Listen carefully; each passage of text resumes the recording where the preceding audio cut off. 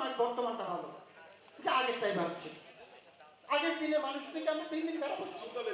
আমরা বলি হযরত দাউদ আলাইহিস সালামের মুজিজা ছিল নূরে মুহাম্মদের সাথে ডাইরেক্ট কানেকশন। লৌহ যুগের সূচনা লগ্নে হযরত দাউদ আলাইহিস আমাদের আরগোর সব সদস্যই কর্মজীবী, চাকরিজীবী মানুষ। আমি বলেছি আপনাদের আন্ডারে, অনেকের আন্ডারে তো অনেক পিয়ন আছে, আপনাদের আন্ডারে অনেক তৃতীয় শ্রেণী চতুর্থ শ্রেণীর অনেক কর্মচারী আছে না?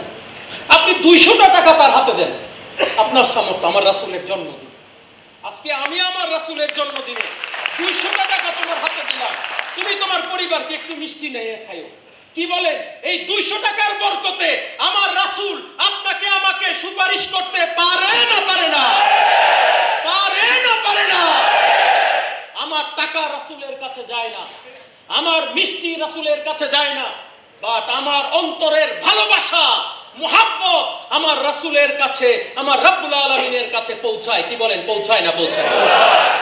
ধর্মকে আমি দুইটা শব্দে বর্ণনা করতে চাই। ধর্ম হচ্ছে আল্লাহর কাছে আত্মসমর্পণ করা এবং তার সন্তুষ্টি অর্জন করা। ধর্মকে আমি দুইটা সেন্টেন্সে ব্যাখ্যা করতে চাই। এক হচ্ছে আল্লাহতে আত্মসমর্পণ করা, আর দুই হচ্ছে আল্লাহর সন্তুষ্টি অর্জন করা। এই দুইটার ব্যাখ্যা অনেক ইলাবোরেট। আল্লাহতে আত্মসমর্পণ করার ব্যাখ্যা হচ্ছে একরকম, শুধু আমি আল্লাহকে মানি এটা আত্মসমর্পণ করা না।